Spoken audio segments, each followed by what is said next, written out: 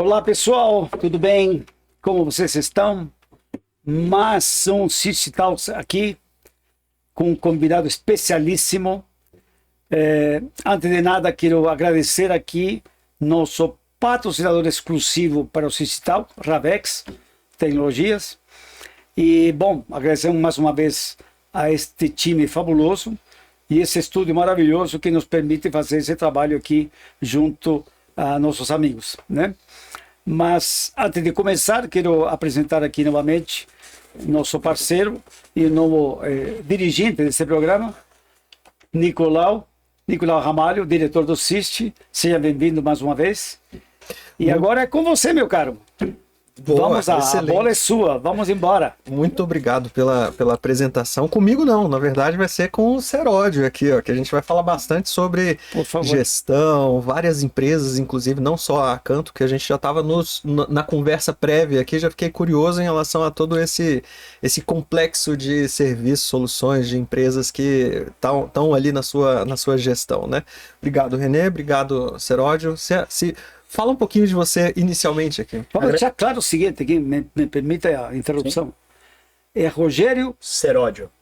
Não tem o Luiz? Tem, Rogério Luiz Seródio. Ah, tá vendo? Rogério Luiz, é mais do que você, pô. Não tem o costume de eu sei, não. O nome completo é o nome de guerra. Nome de guerra é Seródio, mas perdão, é Rogério Luiz Seródio, correto?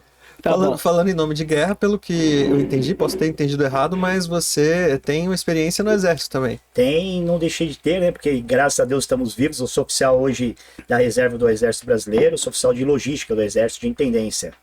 Tem um pouquinho de experiência aí que eu vou explicar um pouco mais como isso agregou e como isso foi fundamental para essa trajetória e como isso teve tudo a ver até na filosofia do próprio nome da Acanto. Entendi. Estou curioso com isso, quero saber. Vamos começar por aí. Exatamente. Como é que foi essa conexão? Primeiramente, gostaria de agradecer o convite de vocês, ao Renê, ao senhor e a todos do CIST, a todos os patrocinadores que fazem desse momento especial, porque se tornou possível. E é muito gratificante estar aqui para falar um pouco sobre quem somos nós, quem sou eu e o que nós esperamos desse mercado que é feito de pessoas. E, consequentemente, atinge CNPJs, né? Eu acho que a minha visão de mercado, que eu vou deixar bem claro aqui, é uma visão muito humanitária, porque são feitos de pessoas que podem agregar e, além de tudo, eu sempre sento numa mesa, seja entre aspas, na visão deles de concorrente, ou numa seguradora, ou de um transportador, um embarcador, eu sempre falo, não, eu estou aqui como pessoas, então daqui dessa mesa sai um amigo, sai uma amizade, independente de onde nós estaremos. E hoje eu estou aqui no meio de amigos. Então eu fico muito feliz por esse convite, me sinto um neném aqui de experiência perto de vocês, com a experiência de vocês. De a gente, de novo. E espero que... Você vai estar bebendo um café, hein? Exatamente. E espero que esse episódio possa fazer parte aí da nossa trajetória e que a gente volte mais vezes aqui. Boa, excelente. Com certeza o objetivo é esse, é a gente levar conhecimento, conteúdo para o mercado como um todo, a partir da sua experiência. Vamos começar por aí, como é que foi essa conexão entre o Exército e o empreendedorismo? Vou me apresentar aqui formalmente a todos os telespectadores, né? Eu sou Rogério Luiz Seródio, tenho 32 anos de idade, sou oficial de Intendência do Exército Brasileiro, ingressei nas Forças Armadas, foi, eu digo de passagem, a minha primeira formação. Eu trabalhei em alguns quartéis, tive algumas experiências que me forjaram como homem, cidadão e posterior como empreendedor, como um bom soldado de Caxias e posterior na minha parte aperfeiçoado como um soldado da área de serviço de logística, né? E para aqueles que não sabem, o oficial e o praça de logística, ele tem um símbolo que carrega na sua fardamento, né? Que é o símbolo especificamente da intendência, é uma planta que é a flor de acanto, a planta de acanto, que nos ricões históricos, né, dá exemplo até mesmo nas legiões romanas, quem carregava os símbolos de acanto eram os homens de confiança, que eram os tesoureiros, os homens de confiança dos imperadores, só que ela vem da Grécia. E como sou grato à minha formação, grato à oportunidade que, filosoficamente dizendo, o meu Pai Celestial me proporcionou na minha carreira, tudo começou pelo Exército. Então, quando eu decidi empreender, que foi um dos desafios mais árduos da vida, né? Que foi um combate que vem sendo árduo, eu lembrei e falei, cara, eu vou fundar a Acanto Gerenciamento de Risco, e levei o nome do meu patrono, Marechal Bittencourt, e coloquei o símbolo, o nome da Acanto, referência à minha formação militar. E os pilares da Acanto, que fez jus à hierarquia e à disciplina, e a frase que nós usamos de jargão da Acanto, que é nós ditamos as permanências da estrada, é um jargão militar que vem do serviço de intendência, que é nós ditamos as permanências no combate. Então a filosofia da Acanto veio por si só, o serviço logístico militar, que foi a logística por si só, ela vem da evolução militar, ela fez jus agora a levar a melhor preocupação para os nossos caminhoneiros e para todos que precisam de nós. Bacana. Então a formação da Acanto, a filosofia dela é orientada por essa parte da nossa questão militar. E isso daí eu não abro mão. E lógico, nós flexibilizamos porque nós temos uma visão bem humana, entretanto algumas questões de caráter, algumas coisas não negociáveis dentro da Acanto, isso para o mercado, todos já nos conhecem assim, tem base desse pilar militar. Foi daí que surgiu o nome Acanto. Entendi. Ótimo. Agora, fazendo um paralelo, inclusive eu lembrei aqui do primeiro episódio que a gente gravou nessa nova temporada, que a gente falou um pouquinho do Steve Jobs. O Steve Jobs, ele tinha uma outra máxima que ele falava que, olha, perdão para os médicos, perdão para os cirurgiões, para os neurocientistas, mas não tem profissão mais difícil e complexa do que a do empreendedor, do empresário. Ninguém sabe o tanto que é difícil você acordar todo dia tentando gerar valor para o mercado dessa forma. E isso não é a primeira experiência, a Acanto, né? Não é a primeira experiência que você tem na família e como um grupo, né? Foi a sua primeira experiência empreendendo ou não? Olha, eu vou dizer que, sem demagogia, o empreendedorismo ele nasce com a gente. Amigos mais próximos, familiares e pessoas que me conhecem no mercado, desde a minha adolescência eu sempre tive um pezinho para o lado do empreendedor. Sempre gostei de negociar, sempre gostei de querer comprar, vender algo. Entretanto, o primeiro passo foi para a carreira militar, porém, paralelo a isso, o meu pai mesmo, ele é policial aposentado e ele tem uma empresa de segurança há mais de 20 anos.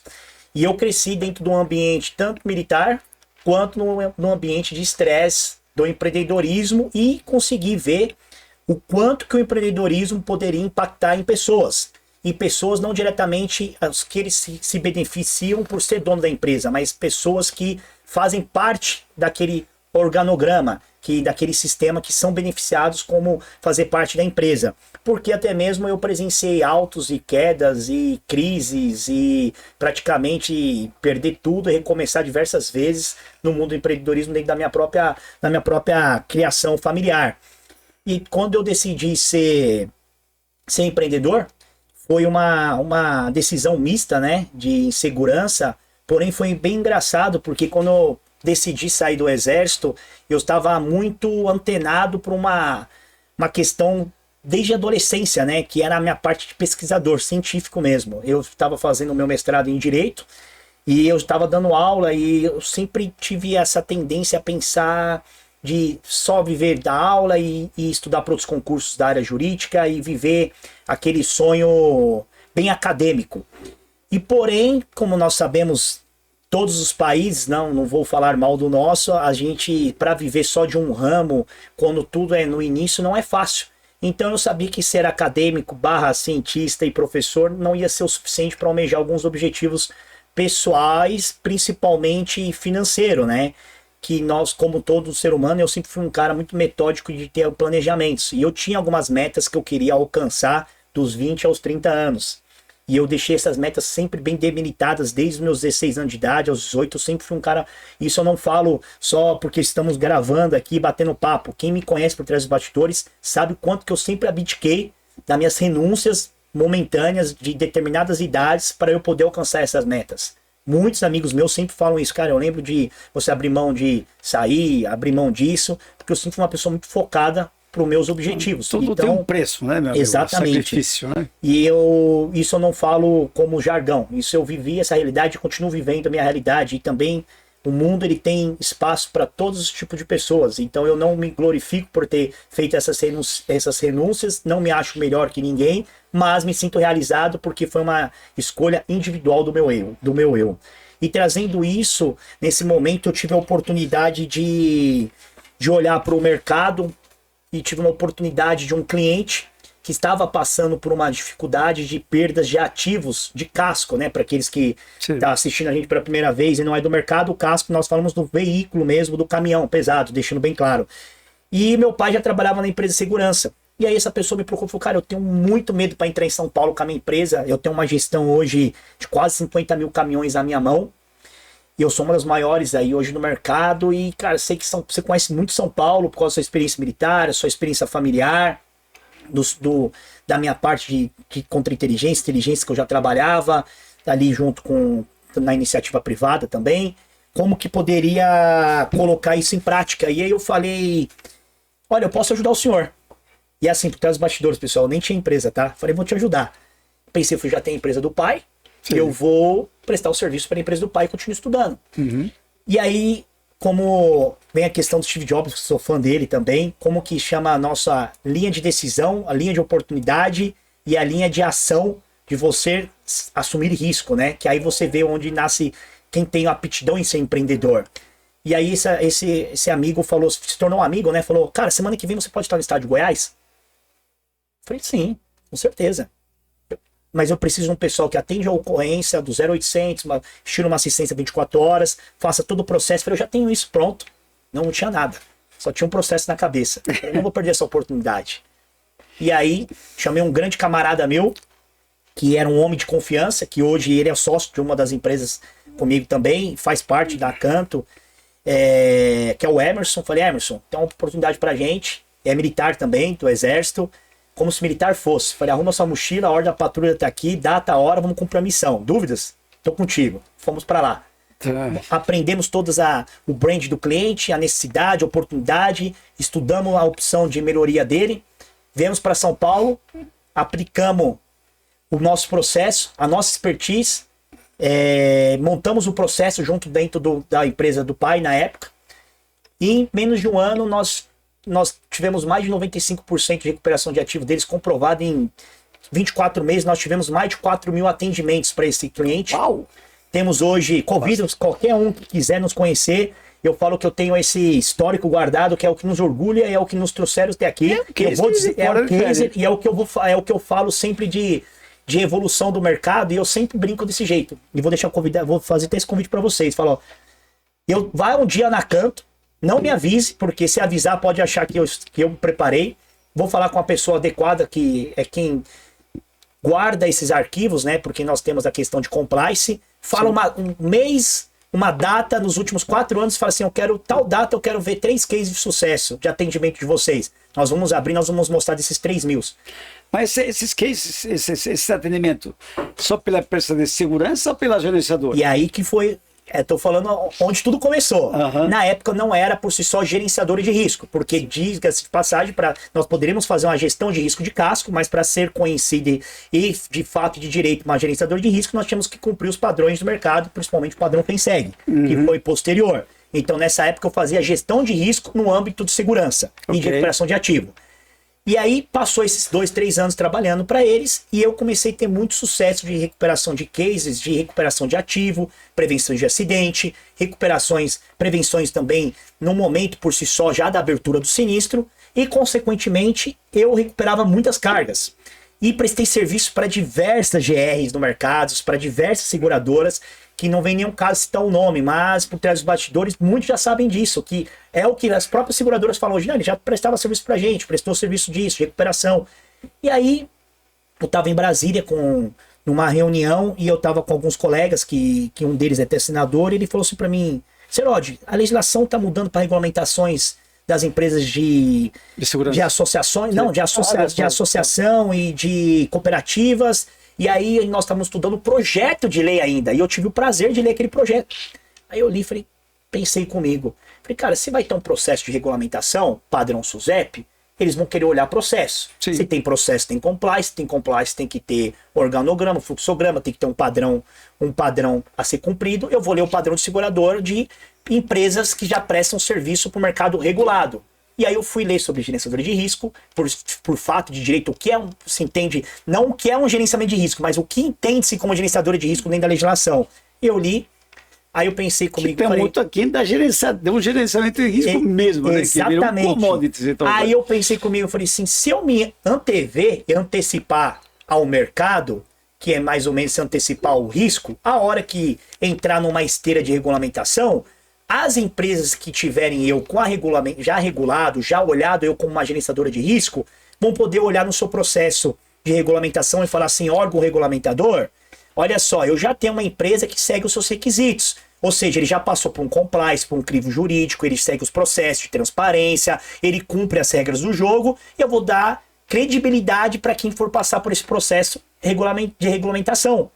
E aí foi onde tudo nasceu, a Acanto Gerenciadora de Risco. E aí eu passei esse processo. Entretanto... Que ano foi isso? Nós estamos em 2026, em 2023 para 2024. Para recente. E aí, quando eu fui passar por esse processo, foi onde nasceu o meu organograma de empresas. Porque por si só, eu penso como a questão jurídica também, e eu penso também com a questão de transparência ao mercado. Falei, uma gerenciadora de risco por si só tem alguns trabalhos que eu não vou poder prestar dentro da minha gerenciadora de risco. Sim. Eu sempre falo uma metáfora, né? Não posso cuidar das ovelhas e eu ser o lobo, né? Tá dentro, fica meio esquisito. Até mesmo questão de segregação de função, trazendo mais um linguajar da administração pública, né? Que eu já era acostumado. Falei, não posso ter a segregação. E foi aonde eu separei da Acanto a parte de recuperação de ativos. O que seria isso da parte de recuperação de ativos? A parte de sindicância, pronta resposta, essa parte de pós-sinistro, o próprio 0800. Aí foi aonde... Você faz a regulação também? Faço a regulação de sinistro também. Então. Mas não na Acanto, deixa isso claro. Não faço isso. Sim, não pela Acanto. Óbvio. Porque isso daí é um crivo muito pesado, até mesmo nas seguradoras. E uma coisa eu deixo bem claro aqui. Todos esses serviços meus eu não presto também dentro da sede da Acanto. Então, assim, se alguém for me vistoriar, alguém for me visitar, vão ter que visitar a nossa outra sede que fica em Suzano, que é da parte de segurança, que é a SR, que eu vou explicar um pouco sobre o grupo, e a Marechal também, que nasceu também dessa, não vou dizer dessa cisão da Acanto, mas essa necessidade obrigatória do mercado. Uma janela de oportunidade, como diz nosso linguajar militar, nasceu a Marechal. E a Marechal, por si só, o nome dela vem por causa do meu patrono, Marechal Bittencourt. Falei, não, fundar a Marechal, que é a divisória da Acanto. Que aí ela fundou essa parte de regulagem de sinistros, 0800, a parte de sindicâncias de investigação. E ela foi para essa parte. Aí a Acanto, por si só, virou uma neném novamente, porque nós já tínhamos experiência de 5 anos no mercado. Resetamos, né? Porque quando você entra com um brand novo, não adianta. Você pode ter nome no mercado, você pode ter prestado um bom serviço. É a mesma coisa que eu falo, ter feito uma aquisição de uma empresa, só que dali para frente, novo comando, nova gestão, novos produtos, né? E aí que a gente brinca do linguajar militar, né? E a experiência de ser oficial, quando você assume um quartel, você vai ter que vivenciar a solitude do comando novamente. Ou seja, suas decisões no silêncio vai acarretar ou sucesso ou insucesso da sua operação. E aí foi onde começou o desafio da Acanto. E digo-se de passagem, foi um dos desafios mais árduos que eu tenho passado, porque é um mercado bem atípico, um mercado bem consolidado, um mercado com uma cisão, um muro bem alto para você poder mostrar o seu serviço, mas ao mesmo tempo que é desafiador, eu acho muito gratificante, porque é um mercado também muito justo pela meritocracia. É um mercado que, se você presta por qualidade, por atendimento humanizado e o principal, pela entrega prometida, eles te adotam. Então, eu não olho hoje para Acanto, não me comparo a nenhuma, com todo respeito ao mercado, nenhuma outra gerenciadora de risco. Porque é saudável o mercado ter concorrência. Porque se não tiver concorrência, você não consegue ter um padrão de qualidade. E não evolui também. E você não evolui, porque a sociedade ela é mutável. E então, quando eu olho para o mercado e eu vejo as concorrentes, primeiro, eu admiro muitas, tá? Tem gerenciadoras de risco que eu admiro, que também tem o mesmo fundamento, tem a mesma origem militar que a minha. E são pessoas que eu sei que também, como diz, roeram o osso e passaram por dificuldades, são persistentes, são resilientes. Então eu uso isso como case de automotivação, porque até mesmo tem uma coisa que a gente não consegue se adquirir em livros, não consegue se adquirir em treinamentos e nem formações, que é a experiência. Nós conseguimos encurtar pré-visualizações pró-futuras, né? Que é igual estudar história. A gente estuda história para entender o futuro, estudamos o passado para entender o presente, para poder prever o futuro. E é a mesma coisa quando a gente faz uma mentoria, quando eu converso com um empresário, quando eu vejo, ele pode passar para mim os conhecimentos dele, mas tem coisas que eu vou ter que passar sozinho. Então isso me motivou a persistir na Acanto. Deixa eu te perguntar, já mudando um pouco de assunto, porque o tempo passa rápido. Como você já que você acabou de dizer que você é diferente de outras gerenciadoras do mercado, está certo que virou um grande commodity, uma certa acomodação nos últimos 15 anos, talvez, né? E um pouco mais do mesmo. Mas o que você está fazendo diferente para atender o teu cliente como inovação dentro do gerenciamento, que é muito pouco. Inovação é mais colar, copiar, muda alguma coisinha para lá, para cá, em função da tecnologia, mas inovação de fato, eu não vejo tanta assim. Como você vê esse aspecto? Renê, é bem interessante esse ponto que você está falando sobre inovação. Por que eu falo isso? Porque é uma tríade que nós temos que olhar para o mercado. Eu, como empresário do ramo. Como assim uma tríade? Porque a inovação, ela por si só, ela acompanha o mercado em qual sentido? Tecnologia é algo necessário, evolução por si só do mercado e a parte de exigência. Mas como que eu olho isso por trás dos bastidores? A minha inovação primária parece dar um passo atrás do mercado, que é o que? O atendimento humanizado. Porque por si só, o futuro do gerenciamento de risco, a gente já sabe que ele vai ser orientado por dados, por inteligência artificial, por análise preventivas, integração tecnológica, e isso é o básico que nós sabemos que é o futuro do gerenciamento de risco. Sim. Porém, ainda assim, nós não podemos deixar uma coisa de volta, ao lado disso, que continua sendo um diferencial ainda, que é a mudança de cultura no gerenciamento de risco. Eu brinco e sempre falo isso, que eu não faço gerenciamento de risco, eu não vendo gerenciamento de risco, eu ofereço gestão de risco. Por que esse é o diferencial da gestão de risco? Porque eu olho para o macro da gestão de risco do meu cliente. Porque gerenciamento de risco, eu não tenho vergonha de falar isso, porque eu ouço isso dos clientes que não nos conhecem, eu ouço isso do mercado, eu ouço no pátio do posto, eu ouço isso para aquele que está envolvido. Ele é visto como dor de cabeça, como encarecimento da operação, como estresse e que trava a operação dele. E compra o menor preço.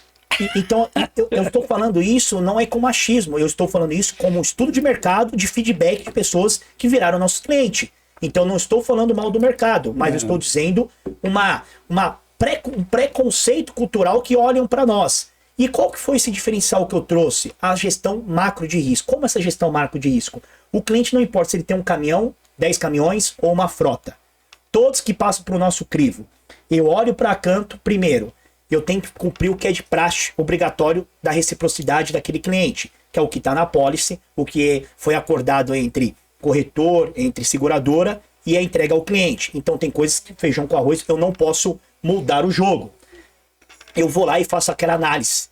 Eu levo um conhecimento acadêmico para aquele cliente. Quando eu faço a implantação, a explicação daquele PGR, não vou dizer 90%, mas 70% de clientes menores não tem noção como que é a clareza daquelas exigências dele, daquele PGR. Ele acha que aquilo lá sou eu que estou criando para dificultar ou para mostrar que eu sou bom. E aí é onde entra a questão de mudança cultural. Eu sempre brinco, eu até peço desculpa para aqueles que estão assistindo, que eu sempre volto e dou algum exemplo militar ou de história, porque eu sou fanático em história militar e filosofia. Inclusive, até de curiosidade, eu escrevo sobre filosofia, eu tenho páginas, assim, é uma coisa, o meu hobby é escrever sobre filosofia e história. Legal. E eu sempre falo, a mudança cultural, ela é repetida até mesmo em grandes estados, quando vai implementar uma mudança política. É só olhar a história. Exatamente, eu fico até com o pé atrás, receio de citar algumas passagens da história, o que é uma mudança cultural, quanto que ela é importante, quando ela pode ser utilizada para o lado negativo. Mas nós podemos citar algo que é nítido para todos, dar exemplo para a própria Segunda Guerra Mundial, quando começou próprio na Alemanha, o próprio Hitler mesmo, ele começou nas escolas a pregar o Reich. E eu trazendo isso para o mercado, para eu mudar uma cultura da gestão de risco, eu tenho que começar com a mudança cultural. E por que isso pode ser um diferencial? Aí, para não perder a linha de raciocínio, eu pego aquele cliente que tem 2 caminhões. Quando eu faço a aplicação do PGR, eu falo com propriedade. Vocês acham mesmo que esse cliente, ele vai saber todas as regras, vai lembrar daqui 10, 15, 20 dias? Não. Para eu, gerenciadora de risco, eu estou pro forma, eu cumpri meus requisitos. Eu tenho um e-mail, eu tenho um requisito, você assinou que você teve o seu treinamento de PGR, eu posso gravar, eu posso montar todo o meu liame jurídico ao meu favor e ao favor da gerência da própria seguradora. E isso é pro forma, eu tenho que fazer, tá? Mas posterior, o que eu posso oferecer para essa mudança cultural? É o que a Canto faz. Hoje eu disponibilizo um aplicativo, uma plataforma de cursos. Eu tenho diversos colegas no mercado que dão aulas para nós. E eu explico desde o que é um seguro obrigatório, o que é uma administradora de risco, o que é um PGR, prevenção de acidente, qual tipo de carga que predomina com você, carga viva, grãos, qual que você carrega, tá lá curso, tá lá cartilha de prevenção. Agora, dentro desse raciocínio, deixa eu evoluir com o questionamento, como você ajuda, compartilhando esse conhecimento ou divulgando esse conhecimento ao cliente, a se tornar um cliente melhor, um transportador melhor, como ele evolui, porque ele evolui, ele vai cumprir regra, requisito e aí não sai do mesmo. Chega o antes e depois e como ele evolui.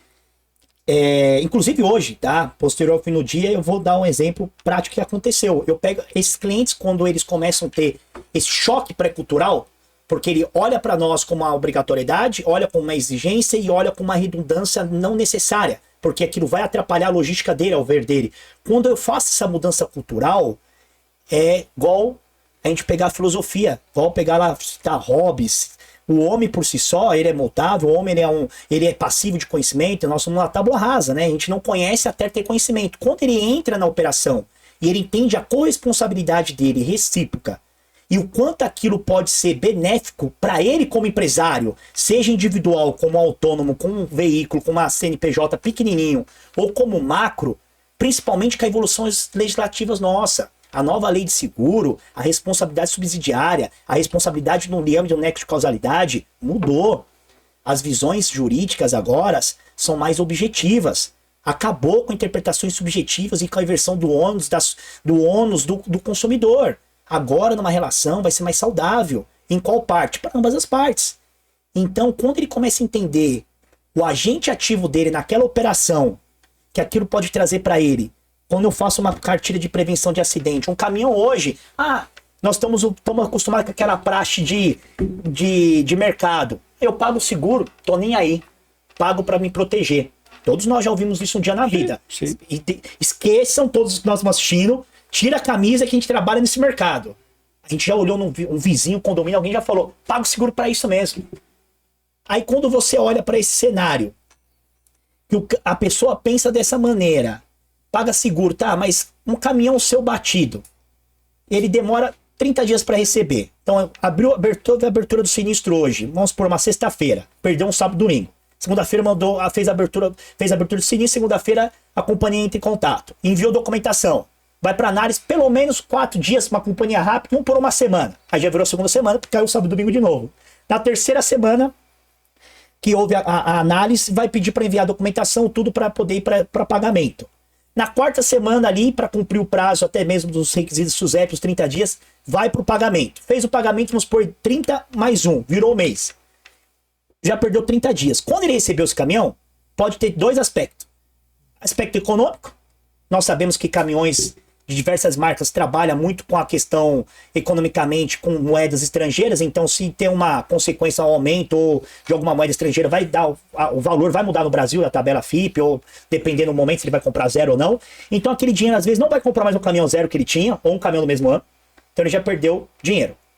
Aí até ele arrumar um caminhão, vamos dizer que um cara que tem uma loja que confia muito, que o Renê venda caminhão, um exemplo aqui, Renê, me arruma um caminhão X, pelo menos uns 5 dias, né, Renê? 3 dias você vai, olha, tem tal, vai opção, vem ver o caminhão, vou fazer uma vistoria, você quer pôr algum item de segurança, que ele já perdeu quase 2 meses. Um caminhão fatura aí, vamos por baixo, aí 50 mil bruto, só chutando aqui metaforicamente. Então ele já perdeu 100 mil reais. Então para ele não é vantajoso aquele acidente. Fora que quando o acidente ainda traz outras consequências que o dinheiro não paga. Que é o quê? A vida. A vida. O motorista ali é o amor de alguém, ele tem uma família, eu sempre falo isso, a vida é algo que não tem preço.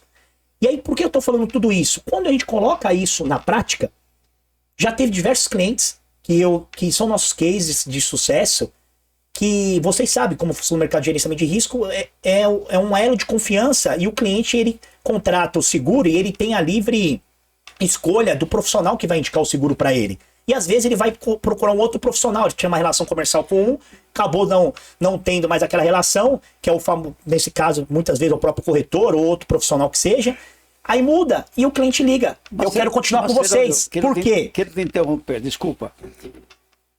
Esse é o Seródio falando aqui agora da Canto.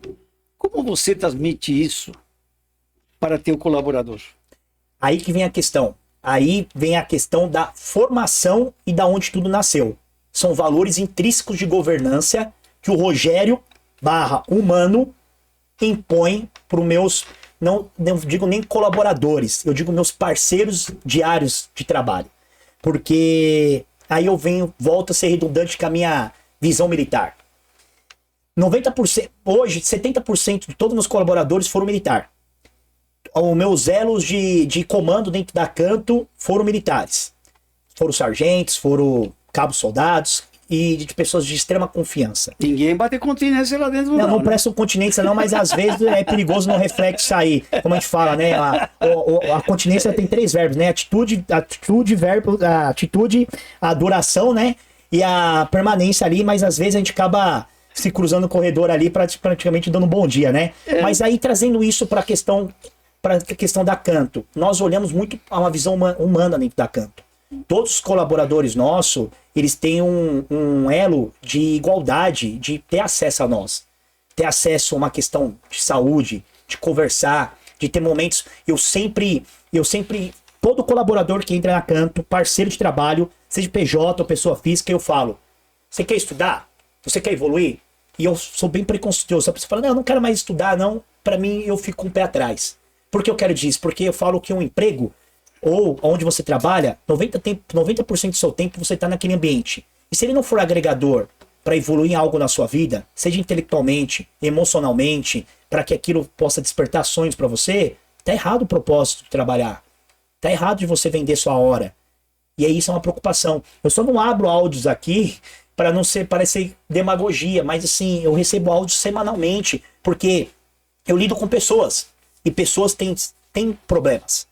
Tem pessoas na Acanto que podem passar por um problema de depressão, um problema da família, porque eu sempre parafraseio uma frase que eu aprendi no hospital militar, né? O ser humano, né? Aquele alguém, ele é o amor de alguém. Ou seja, ele é o pai de ter um filho esperando, ou a mãe está esperando ele em casa. Então, alguém também dentro da casa dele pode refletir um problema que vai refletir dele dentro do ambiente. Então, quando algum funcionário nosso apresenta um problema, dá um atestado, primeira coisa, antes de qualquer trâmite, CLT, lógico, igual eu falo, tem coisas pro formas, eu tenho que registrar, tenho que ver as coisas, mas eu pergunto, você tá precisando de alguma coisa? Mas minha pergunta não é nesse sentido. Minha pergunta que eu te fiz, o Rogério está aqui agora, de um pepino lá com o cliente. Essa filosofia, como você imparte, como você garante que teu espírito, que este conceito que você está pregando aqui com nós, nos explicando muito gentilmente, como você faz isso ser aderente com o teu funcionário para ele prestar o mesmo serviço que você prega para o teu cliente? Como você divide esse conhecimento? Isso, René, eu vou falar para você que é muito fácil. Eu falo para mim. Por quê? Existe uma questão que a gente fala assim de disciplina consciente, né? Sim. Que aí eu volto a falar que é outra filosofia militar que a gente coloca dentro da Acanto. A disciplina consciente é fazer o certo mesmo na ausência do seu superior. E isso é empregado pela própria questão de comando. Como assim de comando? Eu venho de uma filosofia que a palavra convence, o exemplo arrasta. Então, assim, o exemplo, eu, na figura de comandante, hoje de presidente ou dono da CEO da Acanto, eu me preocupo com o meu cliente. Então, os meus colaboradores veem que eu estou nos grupos, eu acompanho o trato deles e quando tem algum problema, se alguém demora para resolver, eu entro em contato com o meu cliente, todos têm meu telefone. Então, o colaborador sabe que, mesmo com a expansão orgânica da Acanto, eu posso não estar vendo aquilo lá, mas o meu cliente sabe quem é o Seródio. E ele pode ligar para o Seródio. Eu sou acessível a todos. E eles sabem que se eu sou acessível, então tem que ter o reflexo do comando. Eu vou dar um exemplo para ele de atender bem aquele meu cliente. E isso é empregado diariamente. Como? Se eu chego mais cedo da empresa, se vai ter algum estudo, um curso acadêmico para os meus colaboradores, eu fiz ou faço ou já fiz. Se eu vou sentar para falar sobre algum assunto, se eu não sei, porque eu humanamente também não posso saber tudo, eu vou estudar para mostrar para ele que eu tenho tanto interesse quanto ele. Eu sempre falo uma frase que a gente fala dentro do quartel.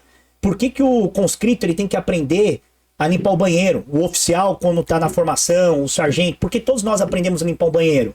Porque na hora de você liderar ou comandar, você tem que saber a dificuldade daquela função. Então, tudo que acontece dentro da Acanto, eu já passei por isso. A Acanto, ela quando nasceu, quem ia na rua atender ocorrência, quem fazia o relatório, quem fazia a sindicância, Quem viajava, eu cheguei a andar quase 40 mil quilômetros no ano. Eu perdi pessoas, profissionais, familiares, relacionamentos por causa de trabalho. Foi uma escolha minha. Então hoje, quando eu ouço o meu colaborador, é pelo reflexo. Eu vou dar um exemplo aqui, quinta-feira passada. Nós estamos hoje, quinta-feira passada, eu saí de São Paulo, 4 horas da manhã, para ir em Curitiba para uma reunião. Eu cheguei meio-dia na reunião, 1 hora da tarde, eu voltei, cheguei 7 horas da noite, no outro dia, 5 horas da manhã, eu estava trabalhando. Cansado. Mas por quê? Porque eu tenho que dar o exemplo que eu também puxo a mesma mochila pesada quanto ao meu operador, que é uma peça fundamental para mim, e tá ali 12 horas, 8 horas trabalhando, então eu compactuo com a dor dele. Então a filosofia vem pela metáfora militar mesmo. A palavra convence, o exemplo arrasta. E a tropa é exemplo do seu comandante. E o comandante, ele dá o exemplo pela presença. É a força de presença, não é a força do poder. Porque o poder, eles corrompem o homem. Mas quando você dá a força do exemplo e a força da sua presença, de estar ali diariamente fazendo o que é certo, o seu colaborador, naturalmente, ele vai copiar essa filosofia.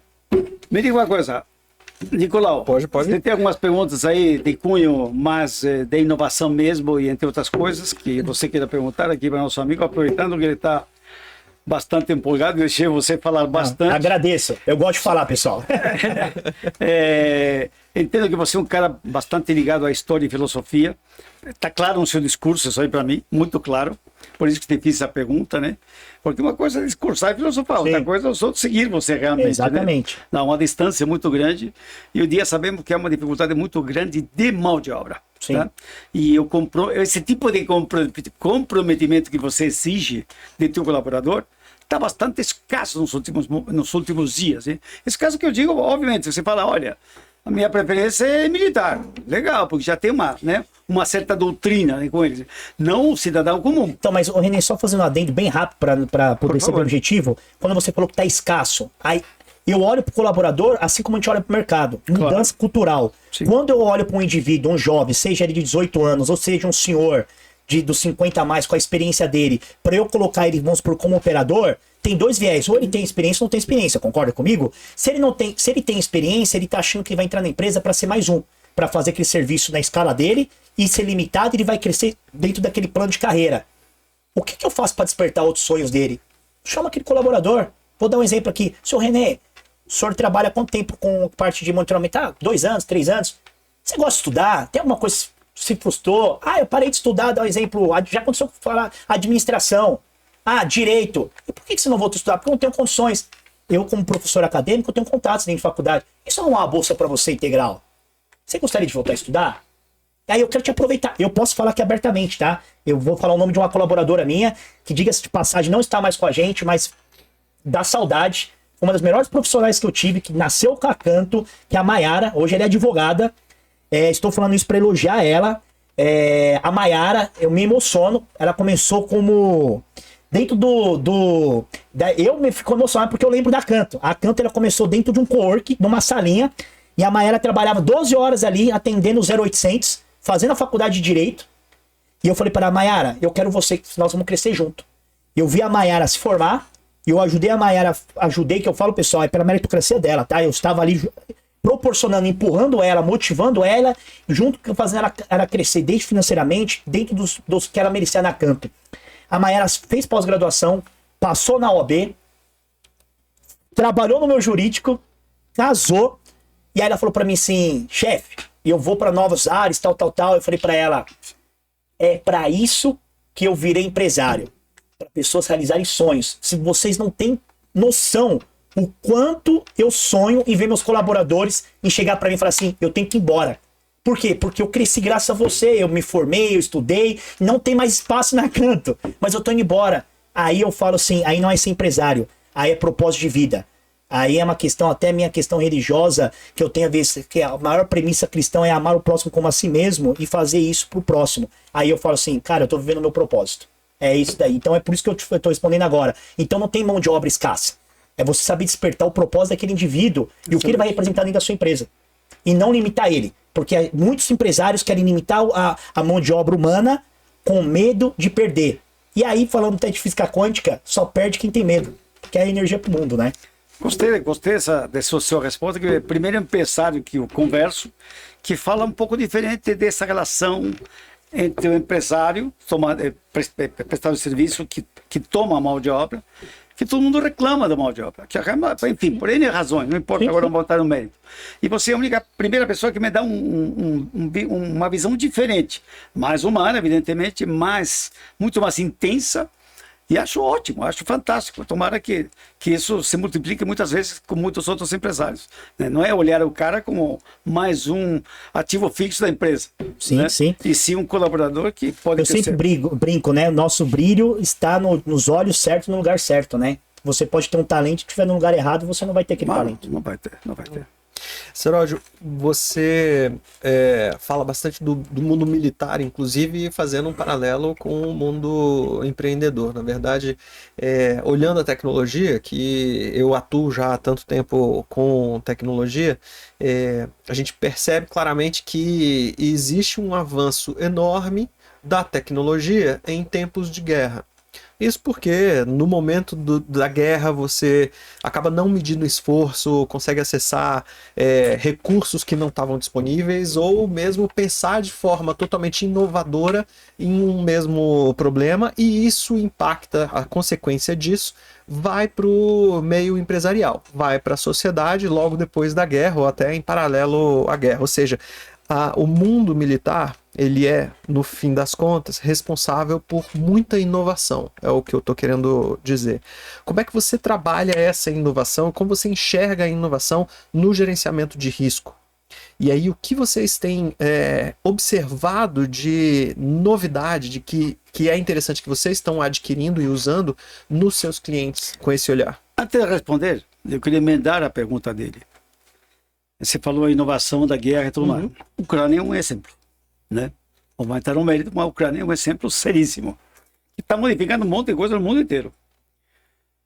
E aí eu quero falar especificamente da aplicabilidade do drone na escolta armada, que eu acho que a escolta armada também é limitada, tem um limite, né? E a tecnologia em algum momento vai superá-la com certeza.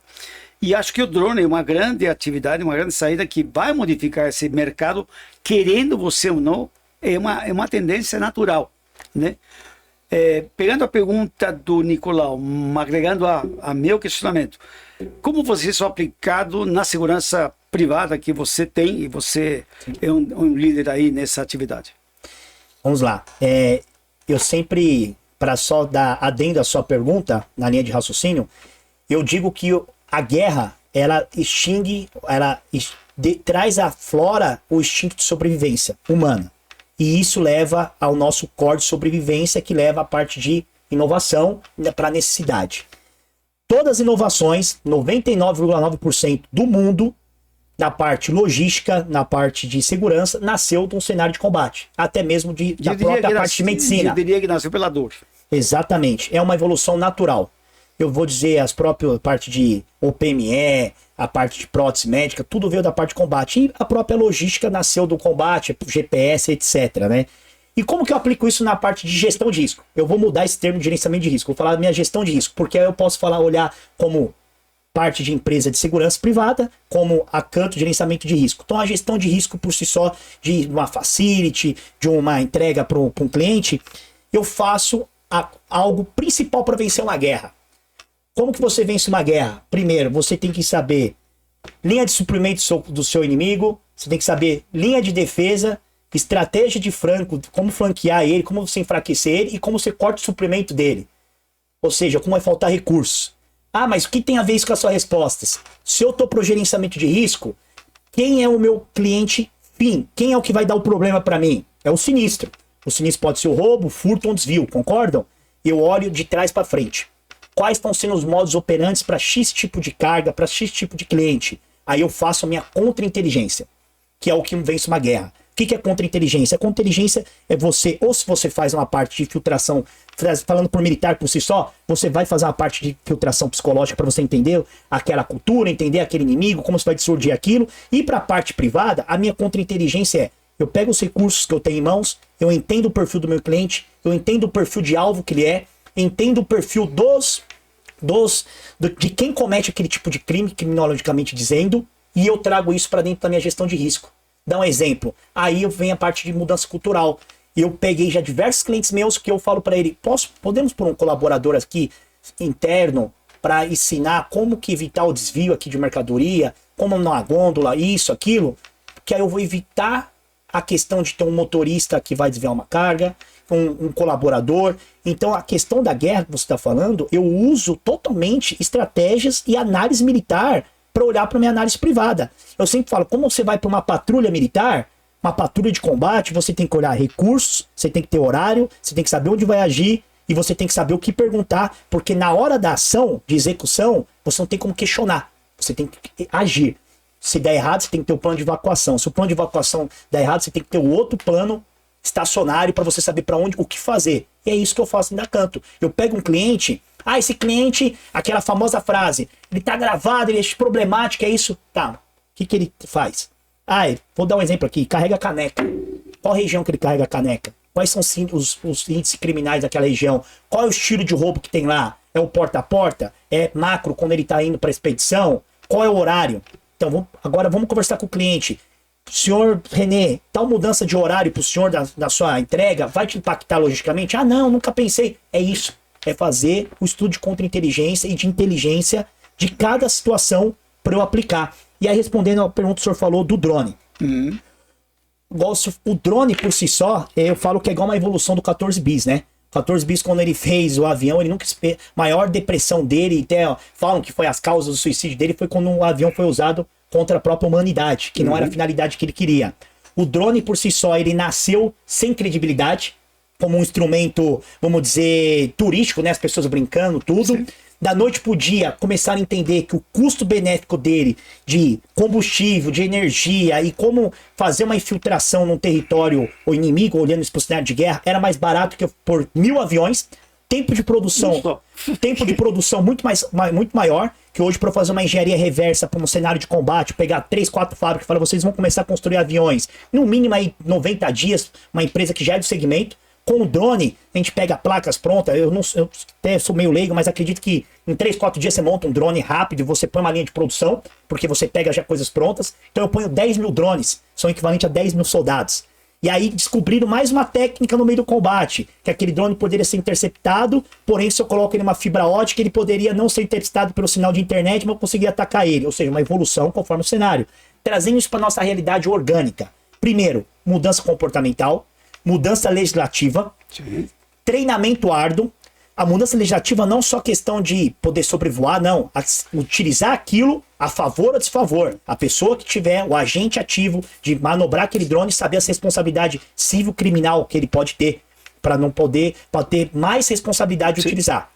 Além da mudança legislativa, a mudança cultural é entender que tudo que tem tecnologia, ele tem algo que não é dispensável. Ele vai ser utilizado por pessoas. Então nós temos que ter a mudança cultural de como utilizar isso, de como aplicar isso dentro da cidade, porque como que nós vamos controlar um tráfego de voo, dar exemplo na Marginal Tietê, nós temos quantos caminhões passando ali em média? Vamos chutar aqui, exemplo metafórico, 10 mil caminhões por hora. E aí vamos substituir a ação humana, dar exemplo de escolta, pelo menos 10 mil, vamos passar 50 escoltas, esses 50 drones, será que está na mesma altura? Aí nós temos que estudar, aí tem os profissionais adequados para isso, eu nunca parei para estudar como esse fluxo, né, de altura, etc, né? Como vai aplicar isso? Mas eu acho que é uma realidade.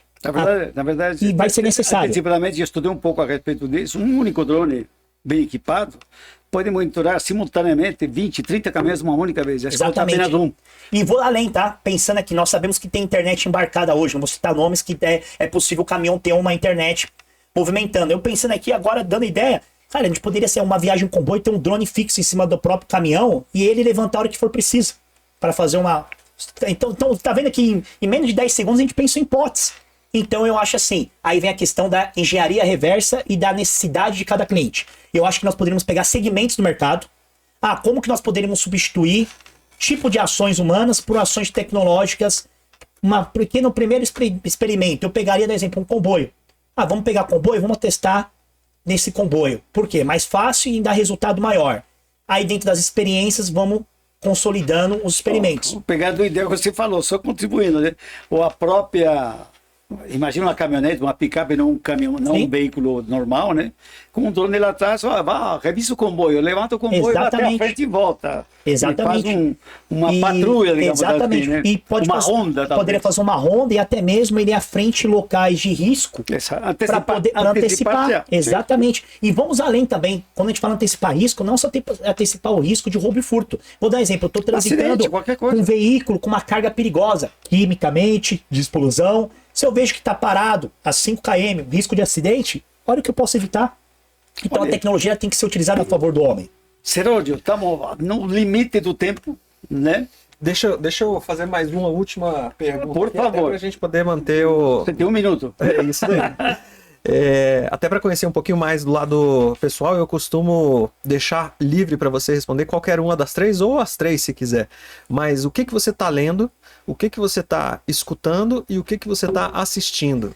Olha, vou te falar, são coisas bem peculiares, tá? Eu vou dizer que assistindo, eu não sou de assistir séries, tá? Mas eu vou falar o último filme que eu assisti esse final de semana. Eu assisti Falcão Negro em Perigo, porque eu assisti o documentário por trás dos Black Rangers, por trás dos Falcões Negros. Então eu gosto de assistir filmes com histórias reais. E foi esse domingo, porque eu sou meio chato por isso daí.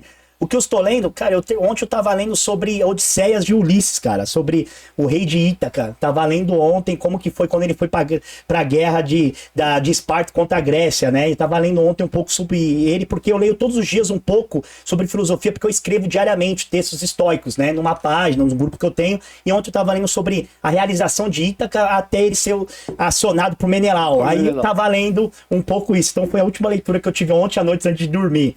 E que eu tava ouvindo agora no carro, eu tava ouvindo um pouco de rock, cara. Eu gosto de rock, eu tava ouvindo Guns N' Roses agora, vindo pra cá. Pelo menos um cara normal, hein? Mas eu falo que eu até brinco, eu falo assim, se um dia eu casar, vai estar na hora certa, porque os gostos de velho eu já fiz, porque o cara que viajou pra Europa e conhecer todas as praias da Segunda Guerra, conhecer museu acompanhado ia ser difícil. Eu falei, eu já realizei alguns sonhos meus dessa área nerd minha. Só não casar com o museu, né? Pô. Exatamente. Legal, legal. Seródio, o único que eu tenho a fazer é te agradecer, tá? Obrigado por estar a canto para nós aqui, explicar mais um pouco. Confesso, até eu mesmo não conhecia por dentro com essa paixão toda da canto. E isso é legal. Você, como CEO da canto, eu vejo que você tem paixão no que faz, e isso para mim é muito legal, né? Tem muita coisa para acontecer ainda. E agradeço você mais uma vez aqui para os cistianos. A Canto é um patrocinador extraordinário do CIST, apesar de ser uma empresa de pequeno porte, porém, no entanto, apostou no CIST e estamos aí firmes e fortes para 2026 e 2027. E espero ver você, obviamente, nos outros eventos do CIST e principalmente no evento no final do ano, que esse ano vai ser em Santos, tá, gente? Já está definido, viu? Estaremos lá. Em Santos. Aliás, você está pertinho, né? Você desceu a rodovia e já era. Dá para ir a pé. Então, convido todo mundo aqui para vir para o CIST. Seja um patrocinador do CIST, seja um mantenedor, né? E participe mais um pouco dessa questão toda, que é o compartilhamento de conhecimento. Dividir conhecimento é tudo para o CIST, e essa é a razão de ser do CIST, é compartilhar conhecimento, assim como você compartilha um pouco do seu para todo mundo nos ouvir aqui. Muito obrigado por estar aqui presente conosco. Uma mensagem para deixar? Só para finalizar, primeiramente agradeço a vocês o convite, agradeço ao CIST, deixo um recado para todos. Eu acredito em filosofia do que não tem preço, e o CIST ele aplica isso, que é dedicação, que é o tempo. O tempo de vocês não tem dinheiro que pague. Então vocês abdicam para poder levar conhecimento. Então vocês abdicam do tempo de vocês. Parabéns por isso. Obrigado. Fico muito elogiado de fazer parte, estar aqui com vocês. E uma mensagem que eu deixaria para todos, primeiro nós, pela Canto, que nós estamos permanência nas estradas, vamos tratar todos como amor de alguém. A Canto, ela olha para o mercado como pessoas, e nós protegemos aqueles que nós amamos, nós amamos todos aqueles que estão conosco e respeitamos todos aqueles que não estão conosco, mas nós não aceitamos nada que vá contra a nossa filosofia. E eu, Rogério Seródio, deixaria um recado que, como um bom cristão, a filosofia de vida que eu falo, que é amar o próximo como a si mesmo, e isso levar para o âmbito profissional e para o âmbito de vida. Para encerrar de vez, mensagem para os jovens que estão aí. Acredite em você, não se limite, não deixe de estudar, ouça os mais velhos e acredite em Deus, que tudo é possível. Maravilha, a gente não pode deixar de agradecer como patrocinador do Systalks a Ravex, muito obrigado. E é isso aí, logo, logo vamos para mais conhecimento ainda. Obrigado, Muito obrigado a todos. Obrigado, senhor. Obrigado.